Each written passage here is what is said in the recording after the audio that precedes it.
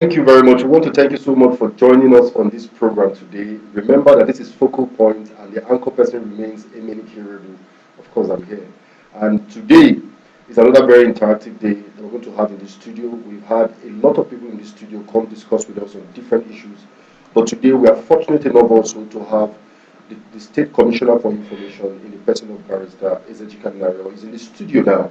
And we're going to discuss so many things. So if you have calls, the phone number to call is on the screen. You can call into the studio to ask your questions, and then you allow us to make some interactions first. And our social media handles are open. You can go to all our social media handles on Twitter, on YouTube, on our Facebook handles, and then communicate, send your messages, and anyone we have who are opportune to react to will react to today. I want to thank you again for joining us, and we will be able to have a wonderful day. Commissioner. My member, Commissioner, how are you? Commissioner, welcome. Thank you very much.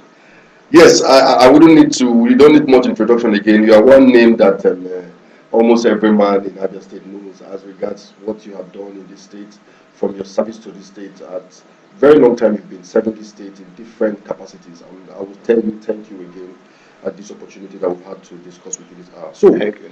we will immediately go into our discussion today. We'll start from a project which I would say is a brainchild, which is the Rebuilder 365. Rebuilder 365. Most of us as media people have already had ideas of what it's all about, but our bid here is to make sure we educate our people more and more and more. So we would like to know from you, sir, what is Rebuilder 365 all about? Thank you, my brother. Um, Rebuilder 365. Rebuilder 365. Rebuilder refers to the golden epoch of Governor Okezie Bazo. And the word rebuilder encapsulates what he has been doing from 2015 to date and what he will continue to do until he hands over to the next governor in 2023. Why did we call him a rebuilder? If you watch his antecedents, where the roads are falling apart, why here, if it's a bad road that has become more like a recalcitrant bad spot, everybody in Umuahia agrees that he has rebuilt in a solid and sustainable manner. Aba Road Umuahia. So if you are moving from, though not completed, if you are moving from Ishigate to Ishikot, which is the first phase, or you're moving from Ishikot to Obakla Junction, the second phase, he has rebuilt completely the first phase, and he's working on the second phase. So don't be fast to say you're not completed.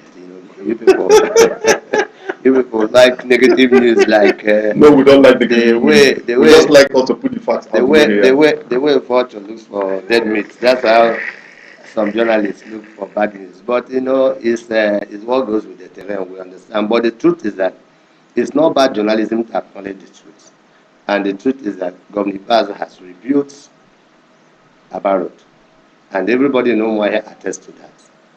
And so I'm just using that as a case in point. And you agree that yes, before now, once you leave Ishigate, when you are getting towards the Eastern Comfort, your vehicle will start doing Awilo Lumumba. And every other governor has gone there in the past. Yes. From 1999, even before 1999, successive military governors have tried around Stampo, that area. They couldn't get solution to it. The past two civilian administrations have tried their bit, but under Governor Ibazo, that road has been fixed in a manner that is satisfactory even to the blind and to the enemies that are self-acclaimed enemies. Discover that Governor Ibazo has done. And so that's just a case in point. He didn't stop at the first place. As you can see, he's dualizing all the way to the Obakla Junction. And he is equally making provision for street lights. What does it do? In an elastic manner, it tears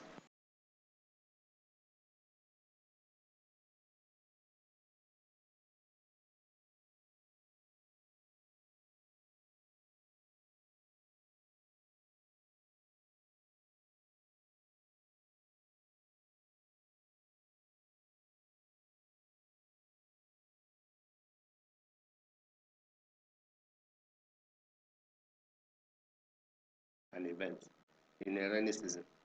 When we got around that place, we couldn't move further.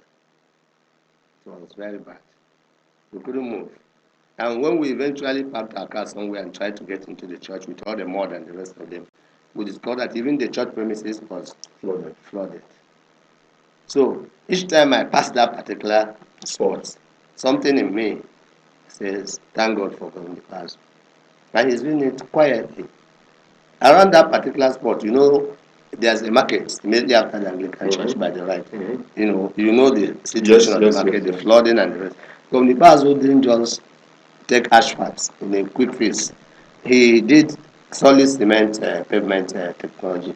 You saw when the iron rods were laid out there, the mats were done, the thickness over 10 inches thick. And so he's not just rebuilding Abia, he's rebuilding Abia in a sustainable manner with projects that will stand the test of time. That is just a case in point.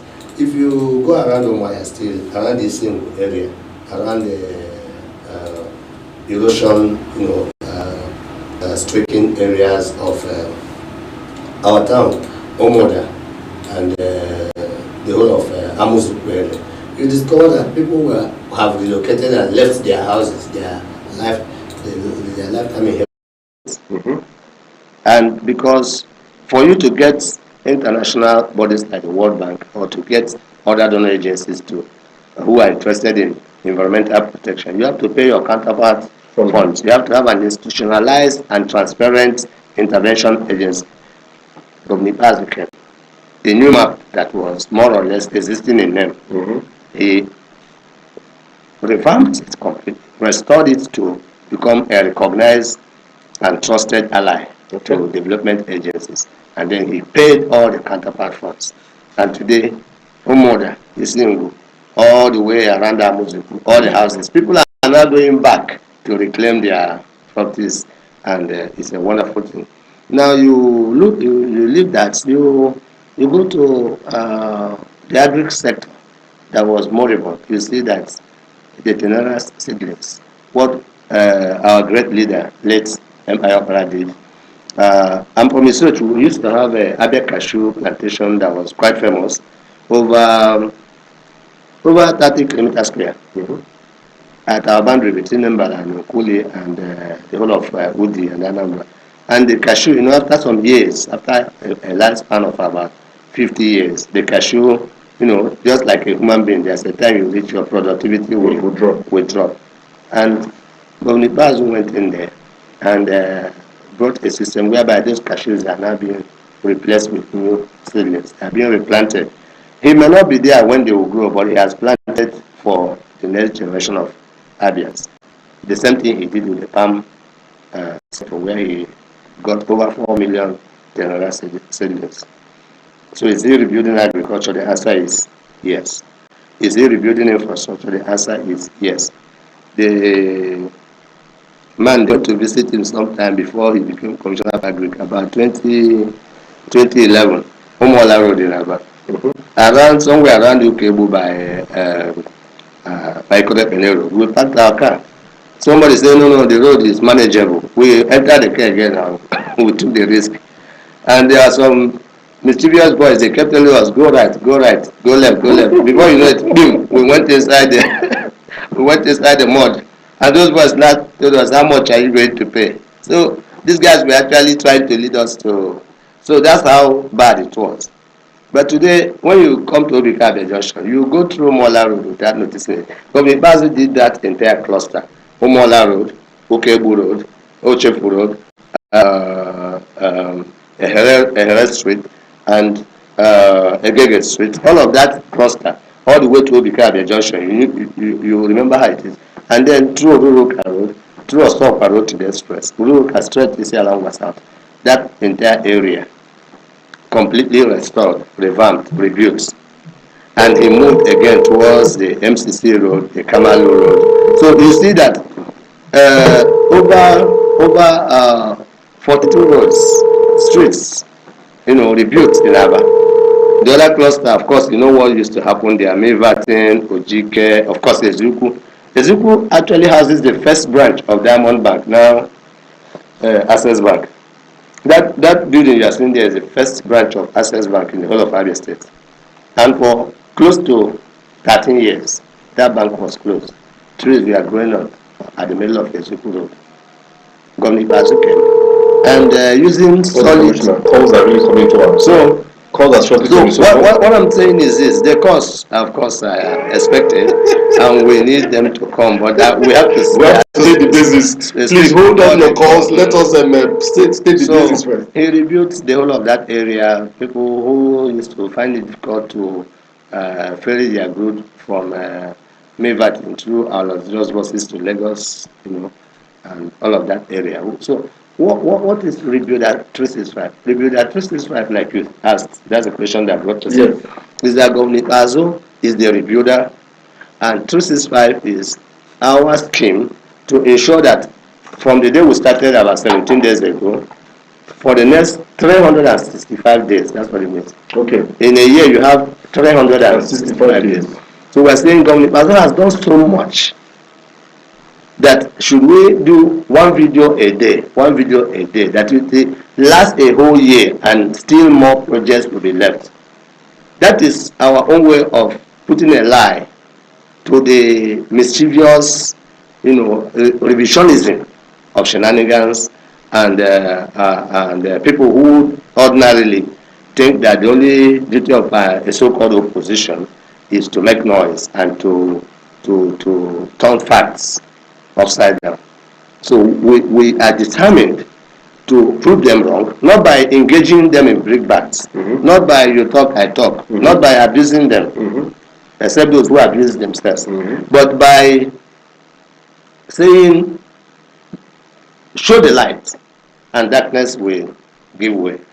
The only way to confront argument is with evidence. And so, if you see the videos we have done, video number 1, the Abia Fashion Week, who institutionalized it, who rebuked the confidence of the traders, who revamped the infrastructure around them, who made it possible for our young boys and girls in their hundreds to now earn dollar, sitting back in Abia, and proudly put their stamp of ingenuity on their own product, the Ribanis of this world, and all of those our great brothers and sisters that are now doing very well in Abia. From the past did that. We went 002 in ASCO, the Enyuba automated shoe company. We went 002 in that order, project by project. And you know what we do, Emily, when we are presenting a project to Abians and to the world at large, we don't talk. I don't give any interview on those projects. We allow the beneficiaries, the end users, talk. Those whose life have been impacted by those projects, to do the talking. So that, yes, if I say it, they say, what else could he have said after all? It's for information. If you say it, they say, MNK has been bought over by government. So let them go and tell the Accra seller who is standing by Osop Junction, whose life has been changed forever because that road having been reconstructed means more businesses for her. Yes. Let them go to Mboro Road and tell that woman that used to carry her load in her head for over 5 kilometers, going to farm and coming back, because there is no keke or okada that will want to ply that convoluted environment. Let them tell the woman who can now enter one small bike or keke and go to farm and conveniently come back. Let them go and argue with that woman along Mboro Road. They can equally go to Mivatin and argue with the people who are loading buses, who with their truck cannot even meander through the potholes and all of the ditches, who are now finding life easier and their businesses are growing. Let the so-called opposition go and argue with those people. So the only way to attack falsehood is by presenting truth, facts in very clear terms, and that's what we're doing with Review That 365. That's a wonderful one. There's another opinion or another view from people who feel that the Review That 365 project, some people feel is not rightly placed. Some people say that projects speak for themselves, that you don't need to advertise what you have done, that if you have done something well, that it will speak for itself. What do you have to say concerning that? What I have to say to those people is that they are either mischievous or ignorant.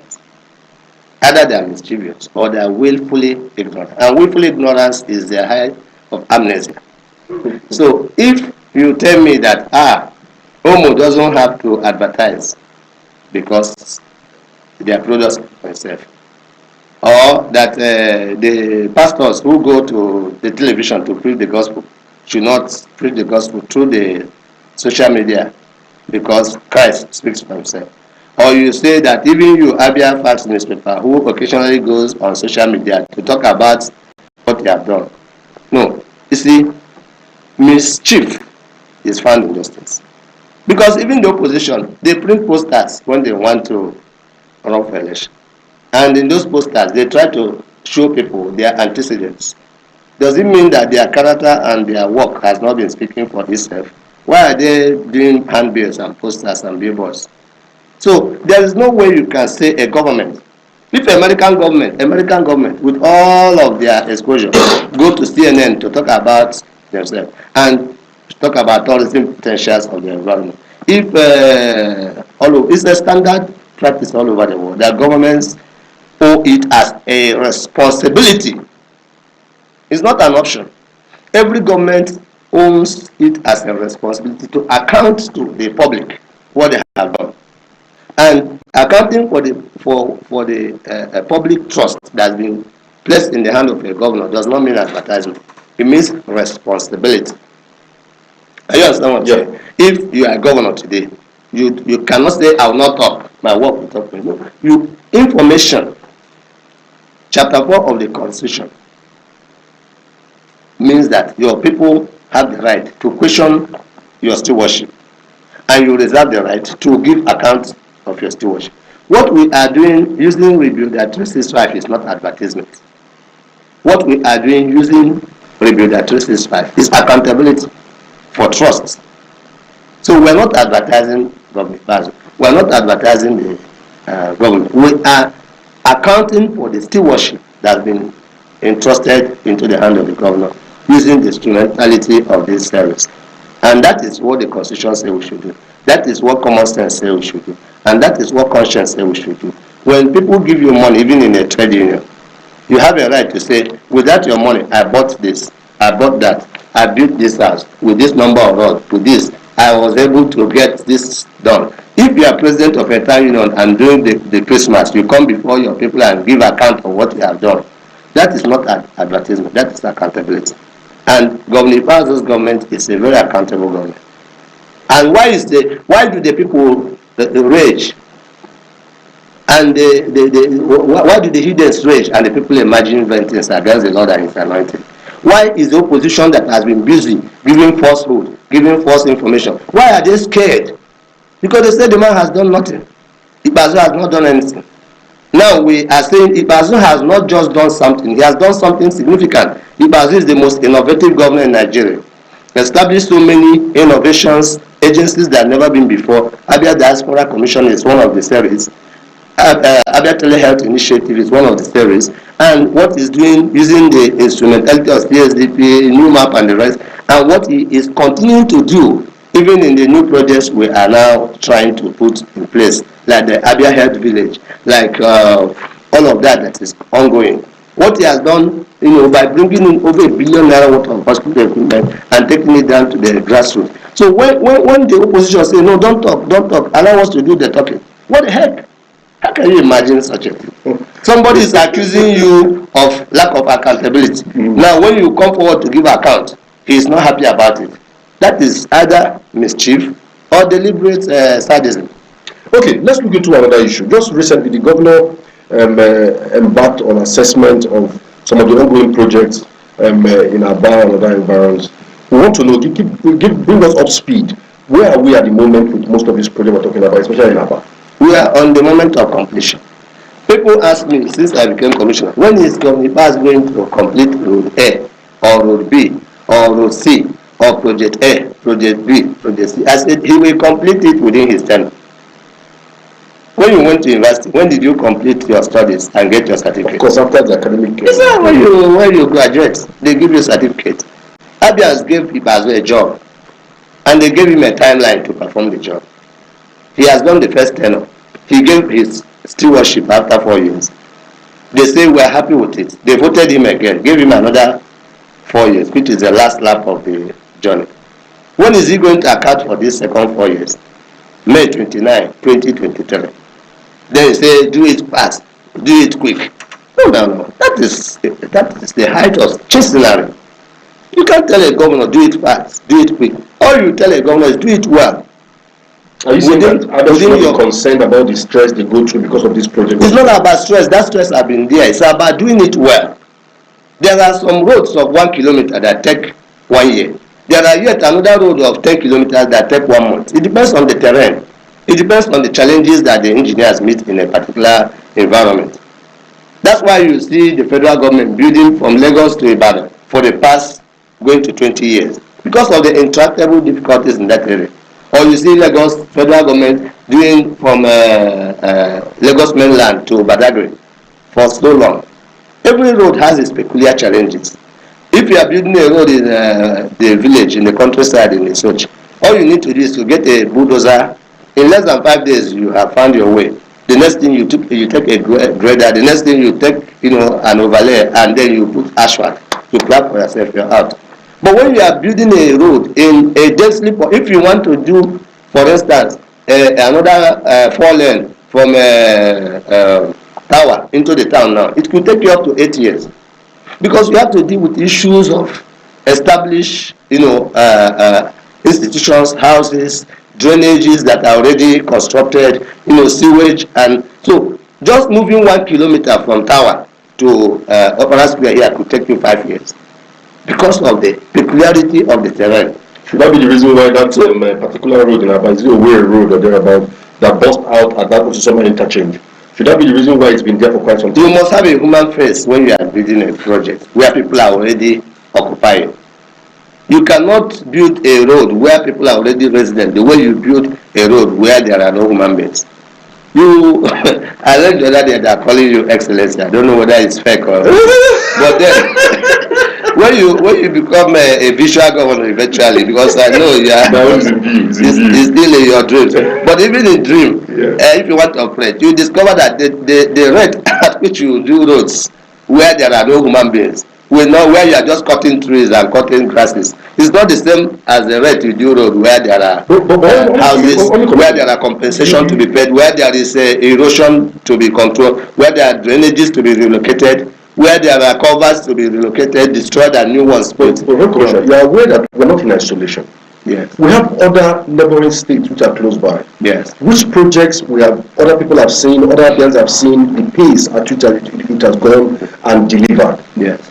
Is it that our own issues are peculiar, or is it that we have funding issues? What are the issues? Because you have a problem of lack of analysis. Lack of analysis leads to paralysis. And you represent a group of Abians who do comparative analysis without facts. Look, let me tell you. You are a governor, I'm a governor. You go to Islamic Bank, you borrow 400 million with political attachments that, you must work for the opposition president. You do that. You must change from your party to the next, you change. And then you have indebted your state for the next 30 years to over 400 billion Islamic Bank. You are Governor A. I'm Governor B. I'm not exposed to that type of commitment, both politically and financially. I'm managing what I have. And then somebody says, you are doing well, better than me. It's just errant nonsense. Or maybe your father is a former governor. You now live in 5 or 6 duplexes. You ride the best cars. And then your classmates, whose father doesn't have that privilege, manages to build a duplex. Somebody says it's backward because it doesn't have 5 duplexes. Errant nonsense. Before you do comparative analysis, you have to put all the facts on the table. How many people making all those vain analysis are, conversant with the facts in terms of exposure to loan, in terms of commitments that have been made back and forth? Why is it that Abia State signed the anti-grazing law even before it became an issue? And some states, even when their citizens are crying, cannot sign the anti-grazing law. Commitment. So you don't make analysis in isolation. But what I want you to know is this. For instance, what we are doing in Abia is just not a flyover. It's an interchange. The dynamics are different.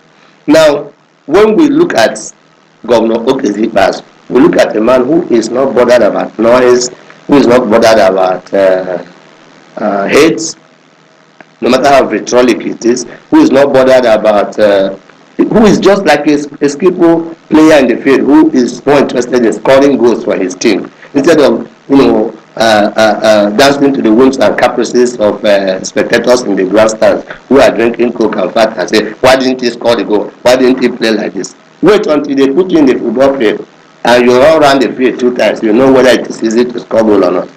Governor Ikpeazu is doing very well, given the available resources, given the circumstances he found himself. Before 2015, Abia was dead. Abia was not dying. Abia was dead as at 29th of May. Roads were closed. The same day ago where Mbakwe went to weep and cry was not touched. When you talk about Ndegoro, you talk about the whole of that area, from Gwaro down to Amamo, to the right, through Gwaya to Port Harcourt Road. The flood disaster was there. The streets were all completely abandoned by successive civilian governments and military combined. And he started from the scratch with a master plan.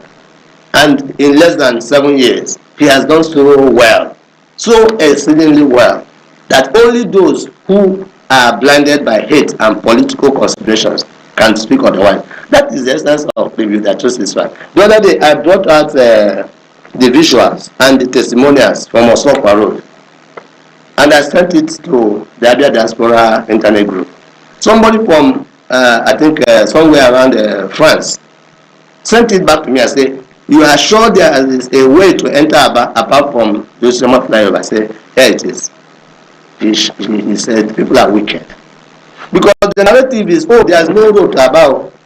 You cannot enter Abia. You cannot walk around Abia. You can't even drive around Abia. And you know it's a lie. I know it's a lie.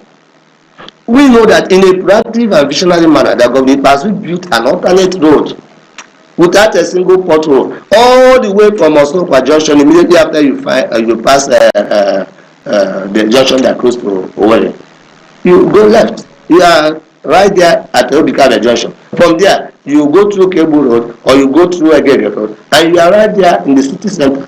And you go to the areas you do businesses. You are right there at Milverton, Ezuku, Ojike. You are doing your business. Okibo Road that used to be reading with potholes are no longer there. I went to Presbyterian Church, number 1 Azikiwe Road, some few years back. I couldn't move at all. I couldn't come through the General Hospital side. I couldn't also come through Ezuku Road.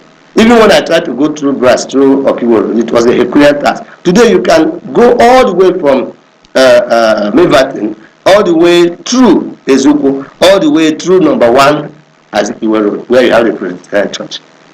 Why can't we just tell ourselves the truth? Mr. Commissioner, the point is that at this, my job is to ask you questions. Yes, I'm okay with it. I'm not analyzing. I'm okay with it. I'm only asking questions that are feelers from outside. So I'm not there are some feelers you're not asking. I don't have. Ask me some positive feelers. Is it a crime that hold on? Hold on. Does it mean that you don't get positive feelers at all? Of course, they are coming. It's not step by step. When you say negative feelers, balance it with positive feelers. I asked a question. I said, do we have a financial issue? And that's what you have responded to. And most Abians will be more informed now. If I didn't ask a question, they will not be informed. We don't have financial issue. We have a governor who has, in a very prudent manner, done the utmost within the available resources. Every state, every individual, every family has financial issues. Because economists tell us that human wants are insatiable. Human wants are unlimited. Resources are scarce.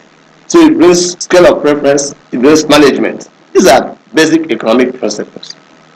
That is the essence of choice. And in choosing, Governor Ikpeazu say, I choose to do those roads that lead to markets. I choose to do those roads that lead to economic centers.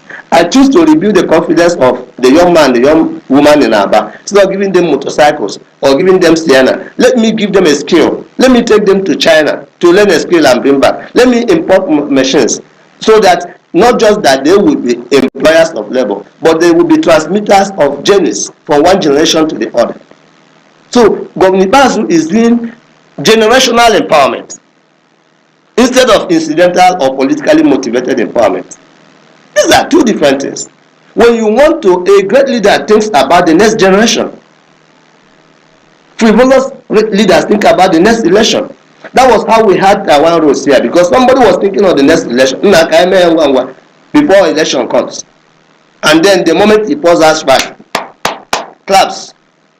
Euphoric claps. But Governor Bas is thinking about the next generation. Okay, claps or no claps. If we want to do a marklet and we want it to last, we must do solid pavement technology. If we want to do Ukebu Road and we want it to last, we must do solid pavement technology. And he brought in this concept that is now even borrowed by other states. And he brought in the idea that there must be drainage on both sides. This type of delivery that speaks to quality, that speaks to consistency, that speaks to lasting projects cannot be compared to the spontaneous and impulsive desire to dance to the whims and caprices of political clappers. So these are two different things. Which means Abians should not be concerned about how long the project takes, but how well it is delivered. Abians should be concerned that there is a governor that will, within his tenure, leave landmarks. Within his tenure. Has he asked you for extra time to do the job? No. So if he has not asked extra time, did you not give him a time limit? Mm-hmm. Are you going to mark exams for final year when somebody is in second year? Mm-hmm. You cannot do that. You have to wait. Let the student finish and graduate. You bring out the transcript, isn't it? Yes. The transcript will say you did well or you did not do well. If Basu within his tenure is delivering on his promises in all sectors and segments, and the report card will not be marked by opposition. It will be marked by all Abians, both opposition and proposition. And it will be marked based on facts, not based on hate, not based on feelings, not based on, I don't like the shape of the nose of Chikamnayo. So for that reason, government is not doing well. Whether you like my face or not is immaterial. What is important is, has it delivered on those indices? Foreign direct investment, you hear it, oh, Abia has done very well. Is it a magic? What are those things you put in place before foreign direct investment can happen? One is security. Is Abia the most secure state in the southeast today? The answer is yes. Day before yesterday, I'll give you the facts. By the federal government, I'll forward it to your WhatsApp here. Abia has the lowest number of deaths as has to do with kidnapping, with violent crimes, and with all manner of murders. In the statistics taken across the whole nation, in the whole of Southeast, Abia has the lowest. So our brothers in diaspora came back. There was a homecoming at Address Hotel. Look at it here. Look at it. This is Abia diaspora, Abia State reunion summit. Can somebody in America come back to reunite with you when there is a crisis and war? The fact that there is Abians coming from Canada, from France, from UK, from Australia, from America, are coming to Abia to invest, to adopt some of our younger entrepreneurs, take them over there for exposure. This speaks to security, isn't it? Mm-hmm. This speaks to confidence in the economy. This speaks to transparency. The fact that Abians cannot contribute and go with the governor to donor agencies like Project Core, and then the government is able to package out of this, pay the money, containerise it, bring it back, and send it to my mother and your mother in the villages for their use. Speaks to something. So if Ibazu has done security, Ibazu has not just done physical security, Ibazu has equally given us political security. Remember that in this state we used to have Abuja group and Abia group. Some were even called Talibans. And there were governors who were so intolerant of opposition that they set up semi-militia here to chase you down to your house and chase you out of the boundaries of Abia State. But in Abia, under Ibazu in the last 6 years, both the lions and the lambs are living together. Are you not happy about that? Because that's a good one. If it is a good one, say it now. Are you going to generalize? Everybody says it. If everybody says it. Hold on, Mr. Commissioner. Yes. In the area of security, obviously everybody in Abia knows that this state is well secured and the government have done well in the area of security. Can I shake your hand now? Of course, shake my hand. I don't need to shake you. As they shake my hand, my friend. At least that means that you are a conveyor belt for at least objectivity. In the area of security, but I can assure you that's that a fact. Listen now. Those who are pressing their phone from their toilet, is it not because they are secure? Those who are abusing the government, is it not because they are secure? When you learn about on a choking, So the issue is that they are secure and nobody is hunting them down like it used to be the case in the past. I know the time that not too long ago, when if you are in opposition, you can't come to Umuahia and check into any hotel. Some goons, some bad boys will come after you. Is it not that boy that used to abuse government? Where is he? Where is he? Where is he? But I know my friends today who are abusing me morning, afternoon, night, abusing the governor. I know where they eat fish. I go there, we eat fish together. As I'm going, they're still abusing me. That shows that democracy under government is thriving. There is freedom of expression. There is freedom of association. People are able to express their feelings, no matter how wrong or how right, in an atmosphere devoid of any form of intimidation or coercion. That is a critical foundational requirement for the growth of societies. Everybody can accept that. Everybody should know that, and that's a fact for me. It means that I have if the law, the constitution of Nigeria. Yes. Let's go back to the issues. What projects are we expecting that by the time Governor Kilipas is winding up, what projects are we expecting for him to complete before leaving? Governor Kilipas came and promised that he's going to work under 5 pillars, and then treat some other enablers as those factors that will enable the pillars. Number 1 pillar is commerce, trade and commerce. He has done very well. Everybody agrees that trade and commerce, SME development, that Governor Kilipas has done exceptionally well. The federal government organized in the last 4 years several awards in terms of SME, ease of doing business, and Abia and Abians, young and able-bodied boys and girls from Abia won the award all over, coming back with vehicles, with laurels. And they tell you boldly, before we couldn't have even talked about it, because Governor Kilipas has done this, has done that, has done this, has done that. We now have confidence and we have been able to move forward. So in that pillar, he has done well. So when you want to judge Ipazu, can I ask something on that pillar? Yes. There are also some feelings that, especially last time I went to Abia, I went to that shoe angle. Most of those people selling shoes, they are building shoes. Most of them feel that the impact of the government has not gotten to them. That they've heard about Made in Abia being promoted, but they themselves as individuals, they've seen few people who are in well-positioned area who have taken advantage of it, but that they were promised to be empowered to move their business forward. They've not seen anything. No, the issue is, there are also complaints there. Who are you talking to? Are you saying that if the government of Abia State want to ensure prosperity, they will have to share millions of naira to individual business people? That the government promised to boost their business. I said, I will not boosting your business now. How are you boosting? We are boosting your business by giving you a conducive environment to operate, by making sure that the potholes that used to be in front of this your house is not there, by making sure that all the factors of production are things you can take for granted so that you can thrive. Because if you wake up every morning coming here and you have to contend with some of those factors, I'm coming to your question. I produce my power. I am coming. I pay my rent. Yes, I'm coming. So what exactly what is government doing for you? Be secure. There was a time in the whole of Abia that every businessman ran away, and I'm talking about 2014. I'm not talking about 1900. I'm talking about 2013. When every businessman in Abia made sure they did not enter their vehicles. Those who have good cars had to park it virtually or take it to their villages or sell them outrightly.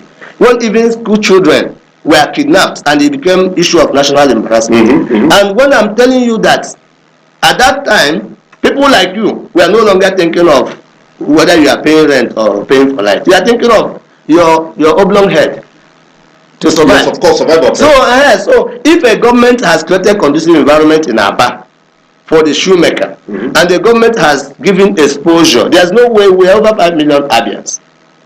That's what we call trickle-down effect, multiplier effect, which means that if you want to create impact in Abia, it does not mean that every shoemaker in Abia will be lined up and money is given to them. It means that you come into Abia and do in the biochemistry, I will call it random sampling. You pick those who hold the promise. You take them to China, you empower them. You give them the know-how. You help them to realize the need for automation. You inject them back into the community.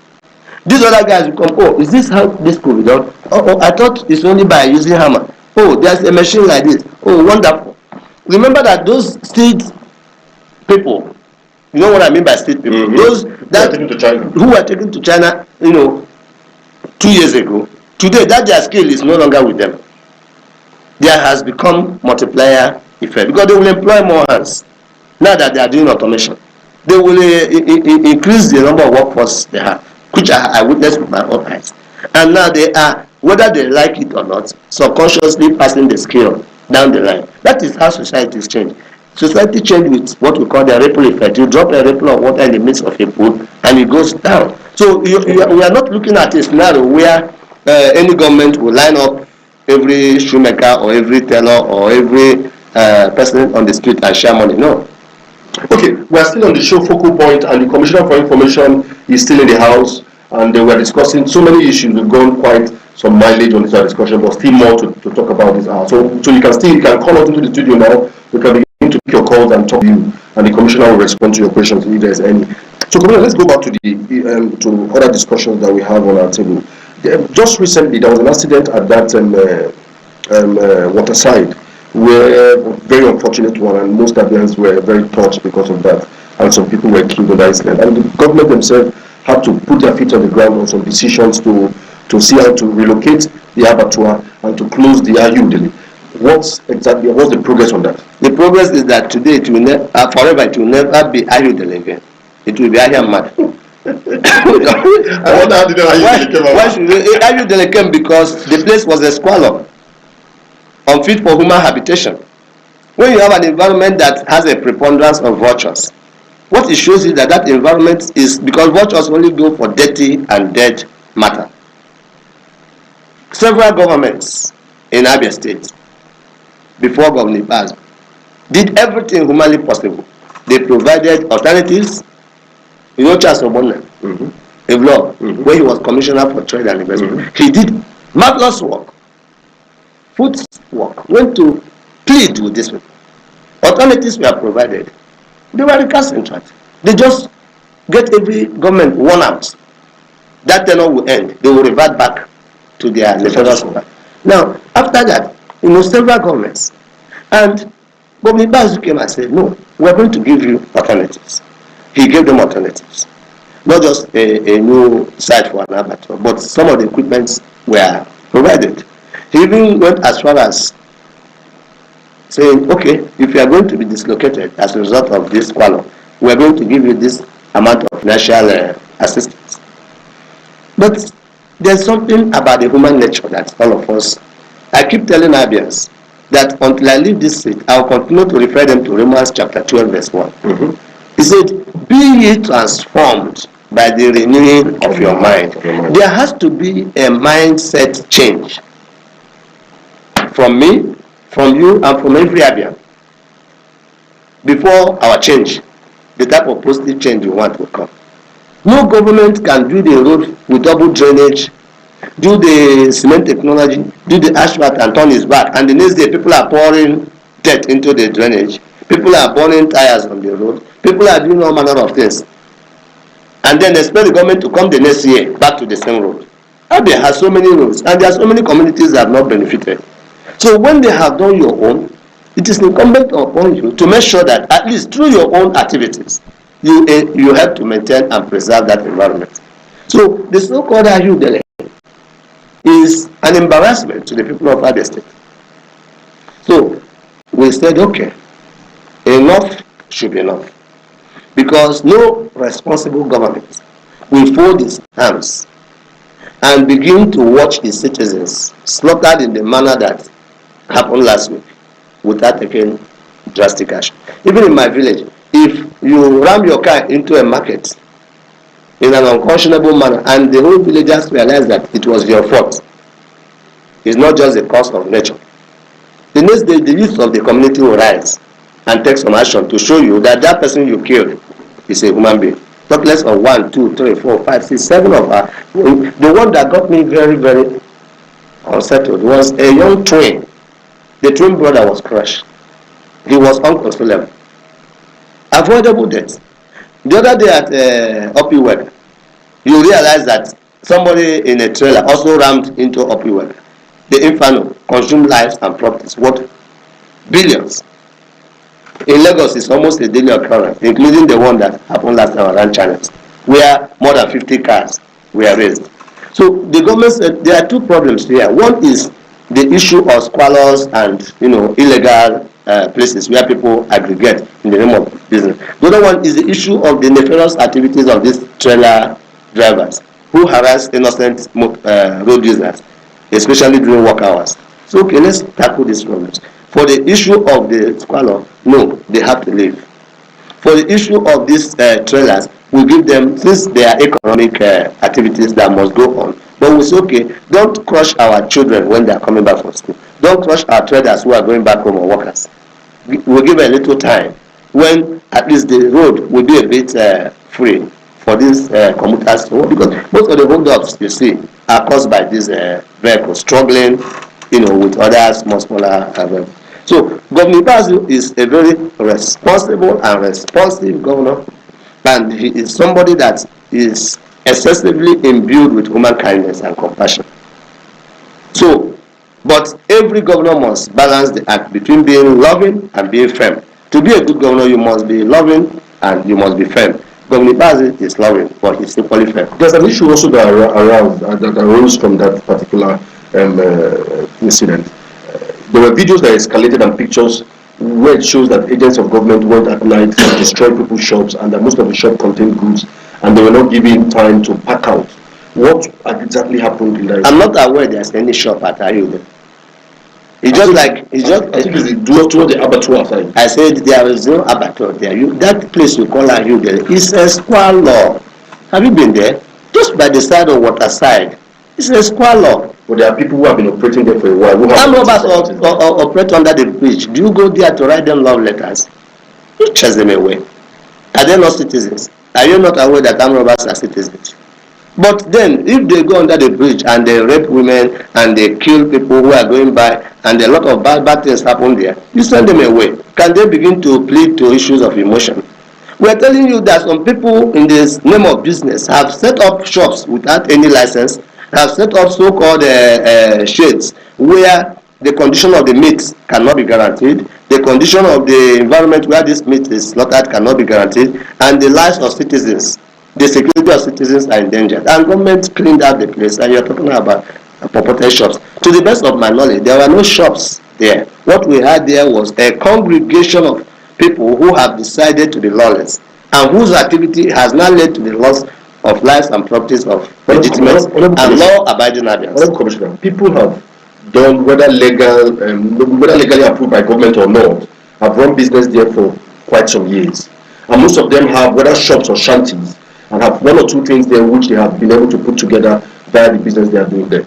And it's recognized that also there could be criminals there also, just like every other place. So are you saying that it would be wrong for government to give them time to pack out their thing before they have been? And I told you that the time has been given by successive governments. I didn't hear me. I said many governments, not just this one, have given them time, given them alternatives, given them incentives. This grammar that I speak are very easy to come by.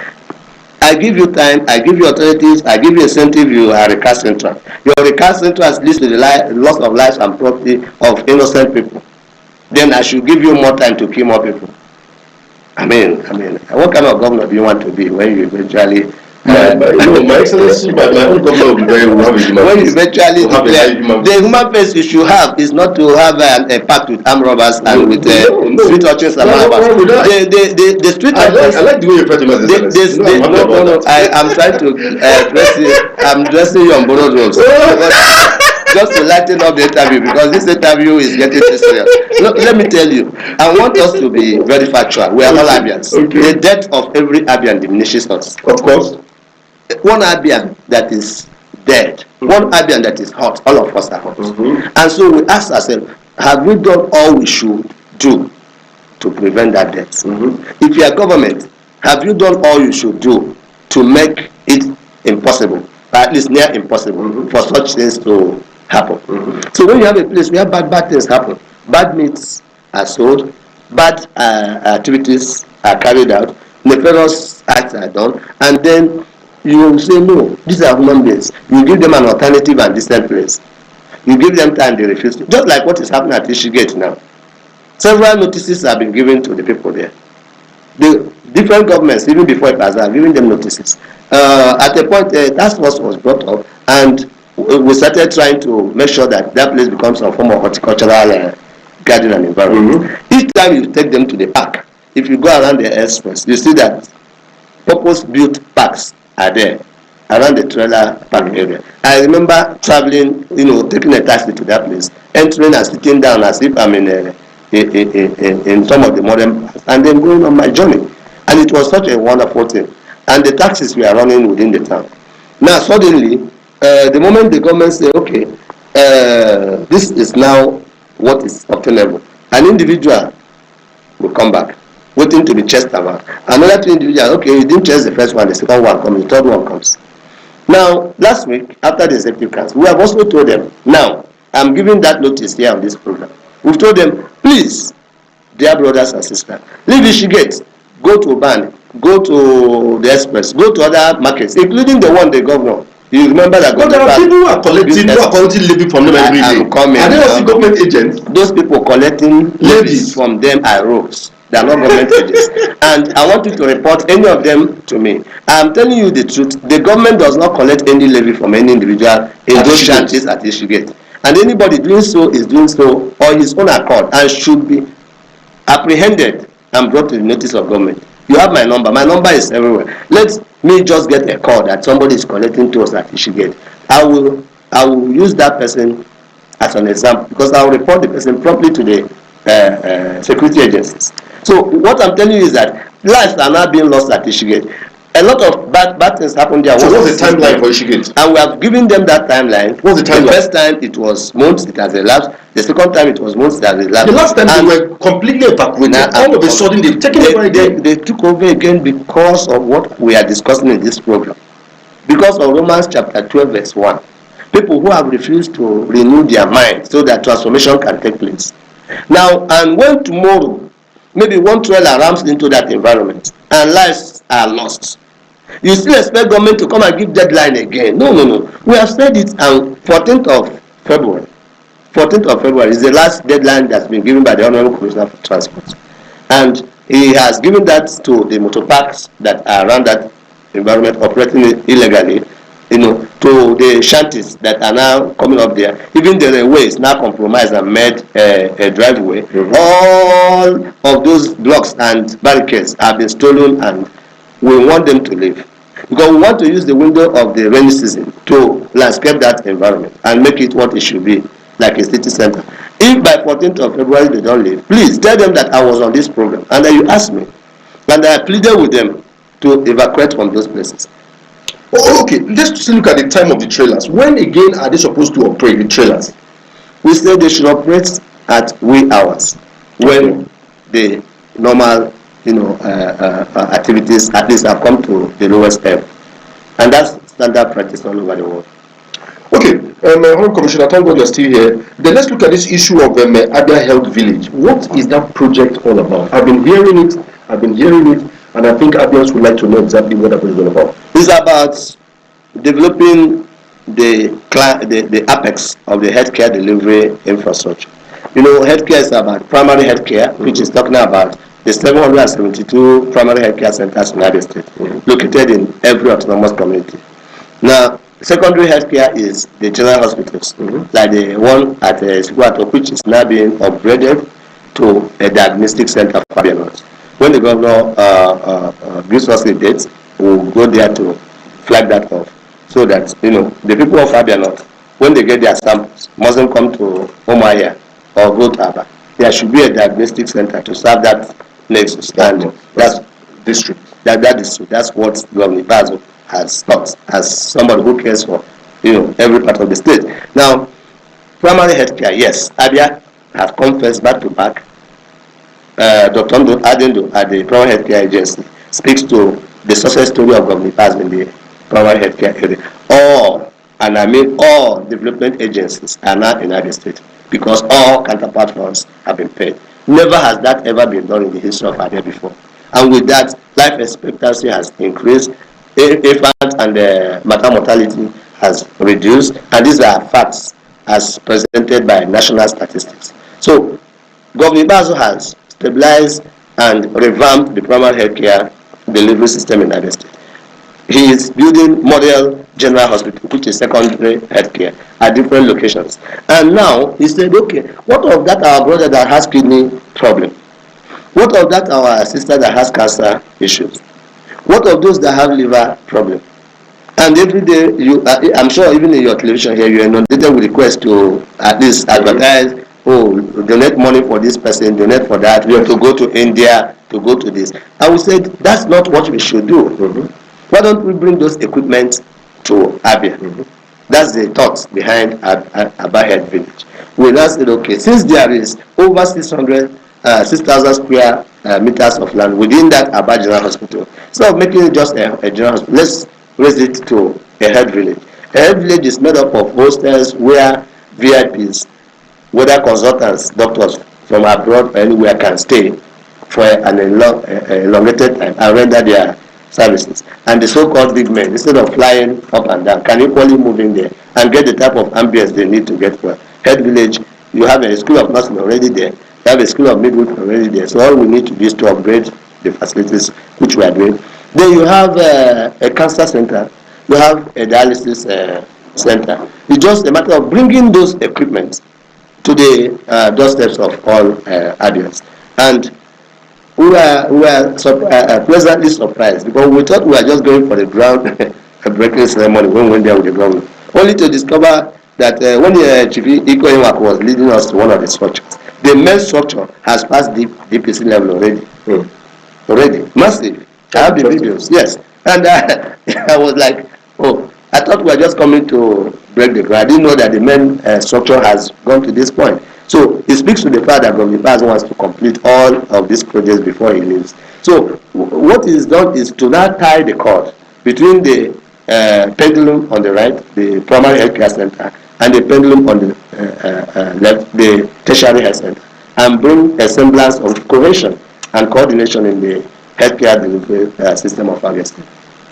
Yes, Commissioner, that's a laudable one. Now on the final note, because we already spent a lot of time on this program discussing a lot of issues, we'll be going into another very critical aspect of course, 2023 is close by, and oppositions are speaking. Purported opposition or real opposition. Most of the people that call themselves opposition here are just pretenders. The truth is that let me tell you, Abia State, as we know it, is a peaceful state. And I always advise our brothers and sisters to exercise their constitutional rights in a responsible manner. I hear you the other day say you want to run, or you are already arrogating to yourself the title of excellence. We laugh at it because you are entitled to your hallucinations, aren't you? So, but if and when you print your poster and you join a political party, we begin to know that you are taking concrete steps towards this. No, you never own the consensus agreement. Consensus. Even you have had that you adopted it. Consensus in your dream. So the Constitution of Nigeria does not provide for independent candidates. And to the best of my knowledge, you have refused to go to any political party and declare. No, they have been begging me. Okay, and if and when all the parties want to adopt. That's what I'm saying. If and when the whole parties adopt you, then we'll begin to take you serious. Okay. Before then, we can all laugh at you and laugh with you as you enjoy yourself. The consultation has gone to a very high level. You are just telling me. Are you consulting me? Are you consulting me on this? So the politicians, look, in Abia we don't have opposition. What we have is a motley crowd of pretenders and noisemakers. The Abia APC is hammer house of horror. Abia APC is they have no sync, they have no rhyme, they have no rhythm. They are just an aggregation of opportunists who are just there for their selfish personal interests. So, and that's what you may say some people would like to call an opposition party. Then when you talk about dead parties that are trying to come back to life, I wonder how they are going to do that. What the ABGA, what the ADC? Okay, let me give you an analysis. ABGA came here in 2015. They had about 8 members in the House of Assembly. And they had a so-called governorship candidate who lost anyway. But by 2019-2020, you discover that all the members of the House of Assembly that were so-called, the last one being Abraham Oba, had left.